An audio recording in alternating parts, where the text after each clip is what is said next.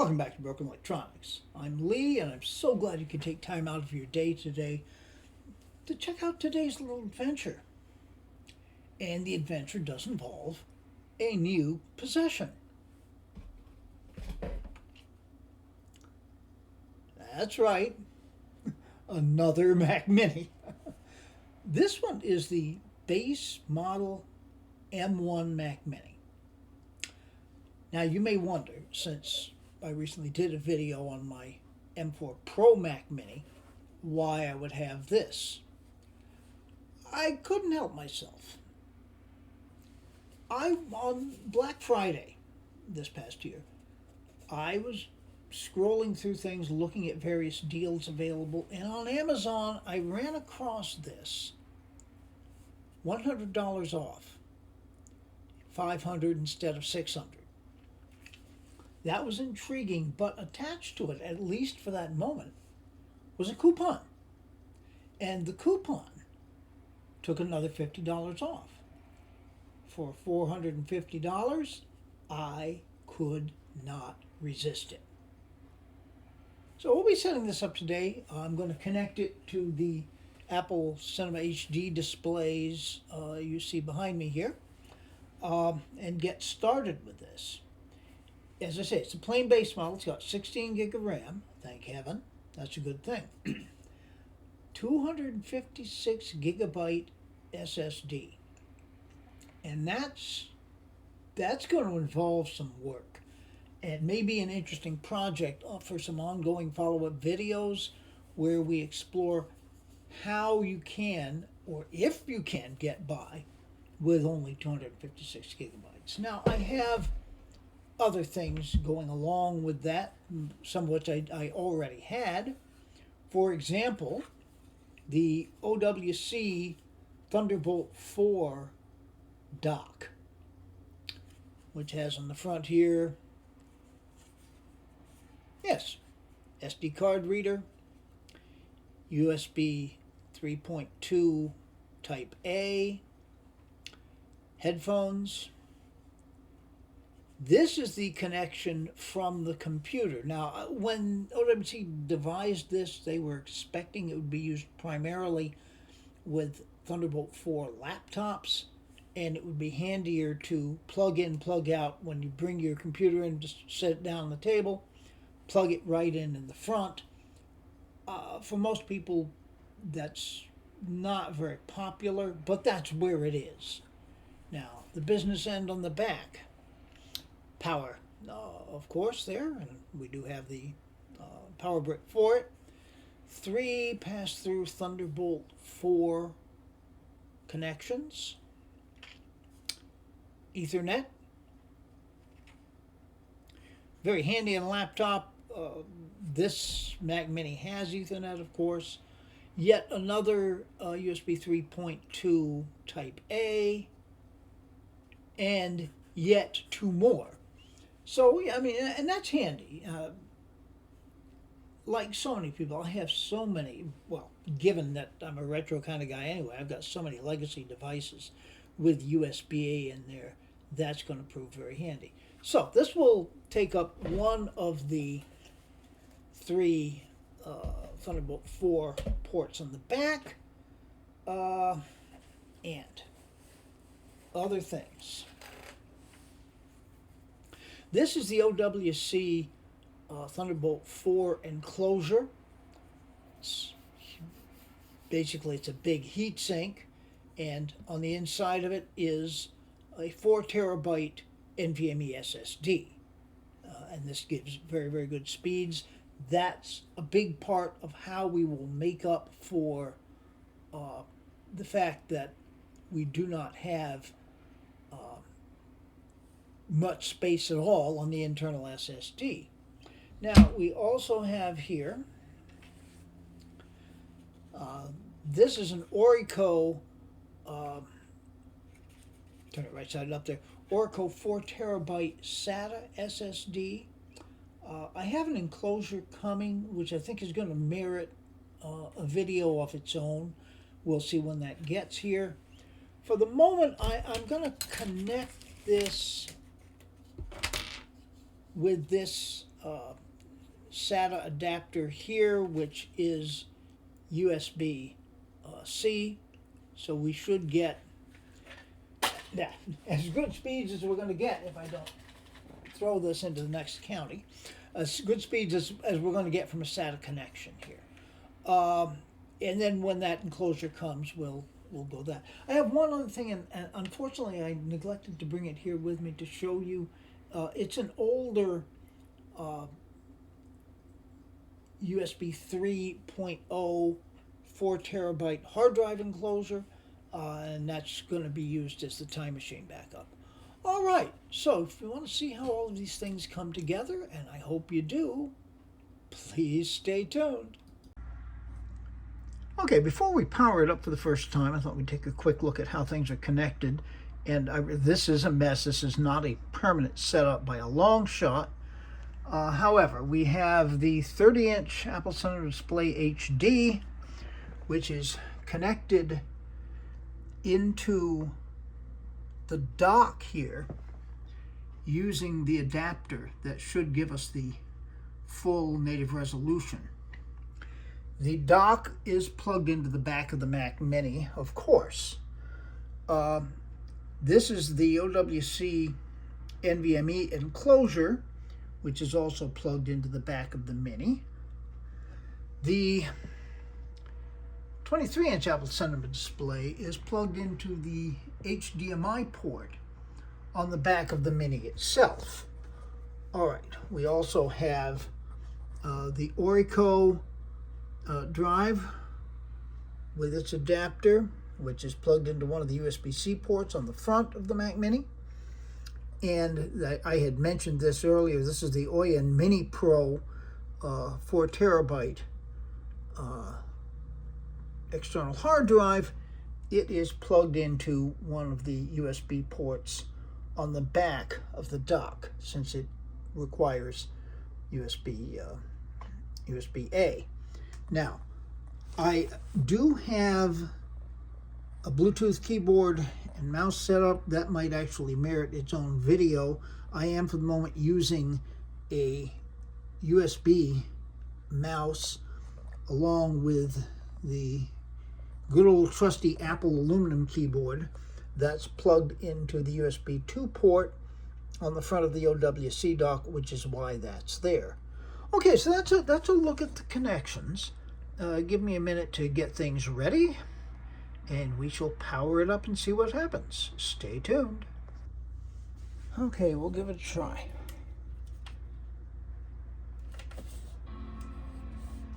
There's a chime.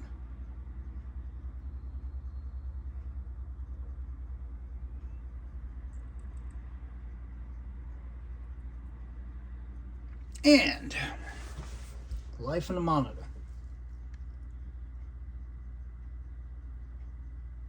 Okay.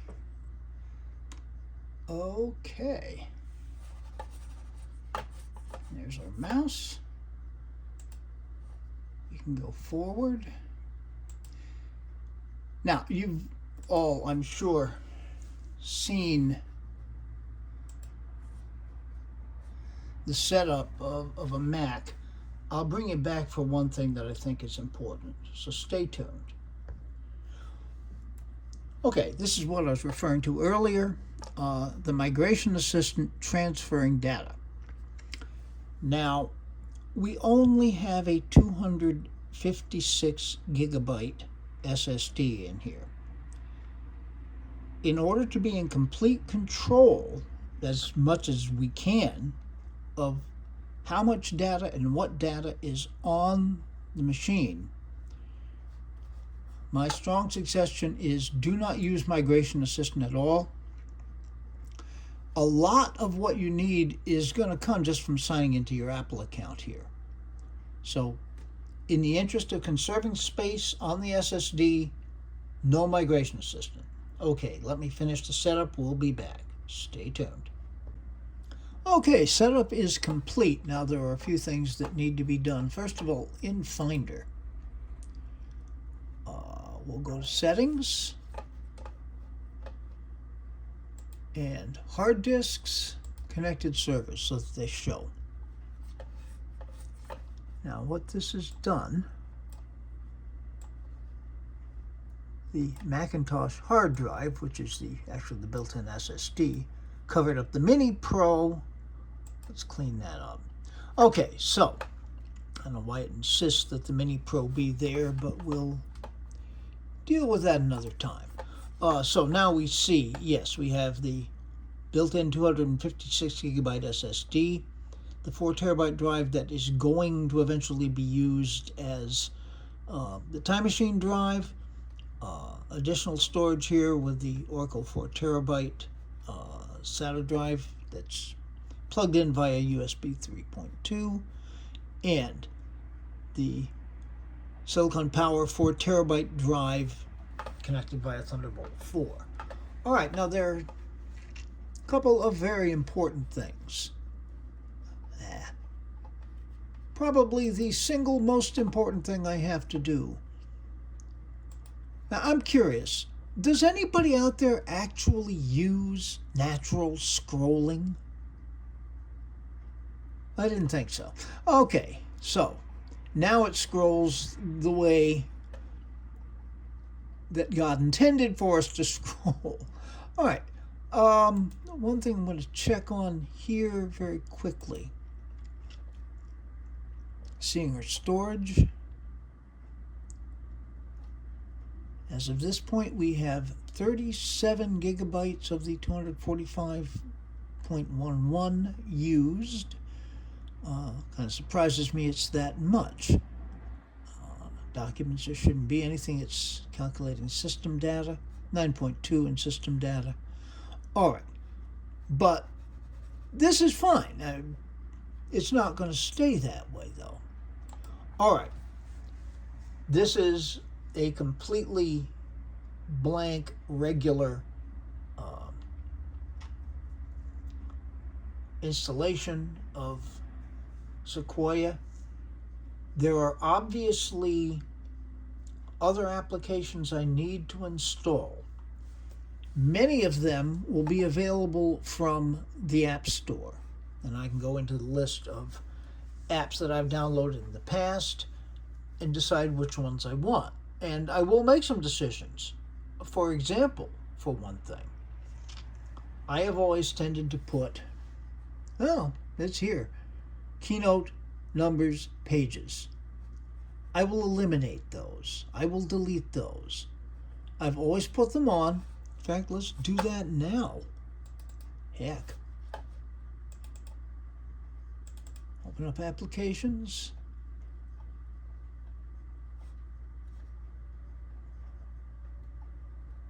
There's Numbers. Move to trash.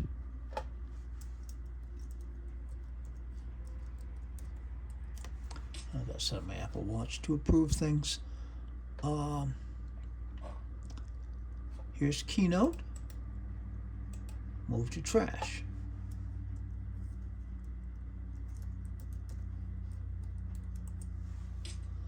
All right. And finally, Pages. Move to trash.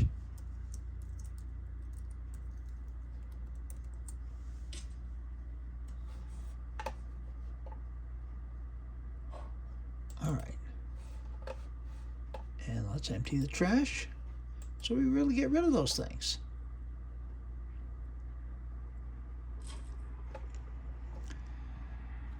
iMovie. I've usually kept iMovie on just because why not? The three productivity apps that I just deleted together take up about 1.33 gigs. Every gigabyte actually counts. All right, let's look at Get Info. Yeah, iMovie is 3.41 gigabytes for an app that I never use.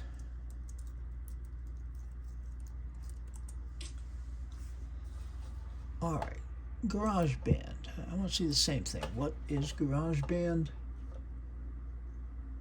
1.07 gigabytes. This is something as a musician, I have used GarageBand. I haven't used it in a while. I usually put it on just for the sake of it being there if I need it. But I can always add it back in if I do end up needing it. All right then. I think we can leave it at that. Those are probably the major ones that I wasn't going to add in, but here we are. We're good. And let's see what that has done for our storage so far. Oh, idiot.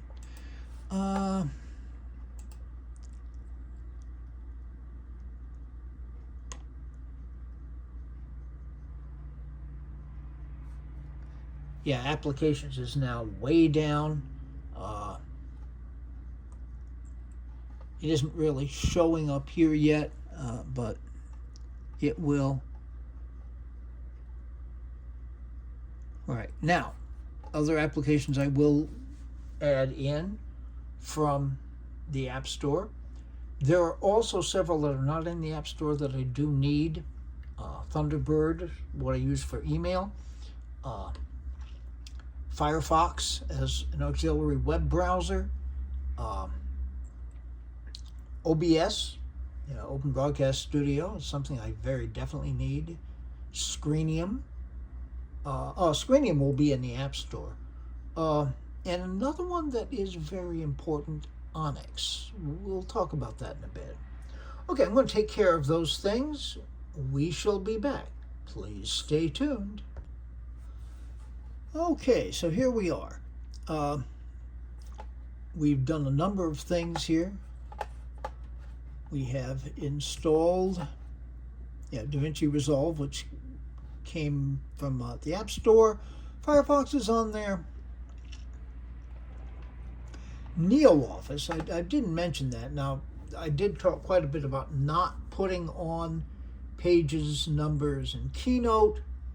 NeoOffice combines all the functionality of all three of those apps into one wrapper, and it's about the size of any one of them. So 1/3 of the space taken the disk. If I need the Office software, there it is. Thunderbird's installed and working. I moved profile from another machine, so I didn't have to go through a lot of setup on that. Okay, OBS is down there. This is all good. Now, provisions that I have made. This is the Thunderbolt 4 attached NVMe drive. I moved the Photos library to this drive so as not to take up unnecessary space on the main drive.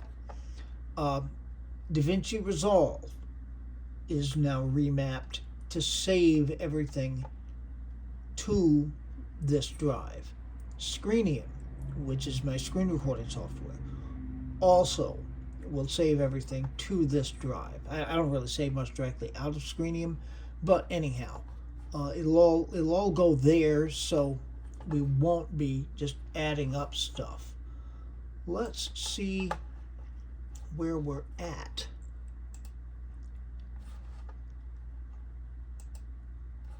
Our storage. Okay, saying right now 37.88 used. Applications we've got down to 5.1 gigabytes. That's really quite good. Messages is big, but I have a need to have my messages stored on each machine. I really do. Okay, it's calculating photos right now. I think part of the problem there is the fact that I moved the Photos library to a different drive. So it's not sure what to do about that. And it's calculating system data. Now, this would be great. Hey, if we could stay at less than 40 gigabytes on this drive, that leaves plenty of room. I'm very comfortable with that. It won't. One of the things that is going to change particularly is the system data. That includes caching and a lot of temp files that have a tendency to just build up and stay there long term. That's where Onyx comes in, as opposed to doing something like Clean My Mac X, which should be Clean My Mac 10, but I won't fight that. And other Mac cleaning software for which you have to pay either a one-time fee or a yearly license to use it. Onyx is donationware. You can use it completely free. If it's working well for you, as it does for me, you can make a donation, whatever it is you have to be able to afford easily.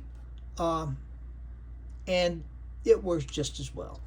So when I notice this figure here starting to build up more, see, it's making adjustments as it goes, as the photos and system data are being calculated. But when I see that start to build up, particularly if it gets up close to 100 gig, run Onyx, that'll knock it back down. So I'm going to keep track of this, and we will have updates. Next video on this system should be the keyboard, because I do want to show that off. But I think that's where we are for now. Be good to other people. They need it and deserve it. Be good to yourselves. We can make this world a better place. It isn't yet, but we can do it. It all starts with being good to ourselves. Yes, the world is not a better place yet, so please take very, very good and careful care in these difficult times. And where are we going? Well, we've got that keyboard mouse combination video that I want to get out. I do have another dock coming for the Mac Mini, and I'll want to do a video on that because I think that will merit its own video. What else do we have coming? There'll be a report on the M4 Pro Mac Mini, which is rolling along great guns. And yeah, I mean, there are a lot of other things. There's a lot of retro computer videos I've wanted to work on that physically I have trouble crawling around, getting around inside machines and doing things. Hopefully we'll get to a point where I can do those.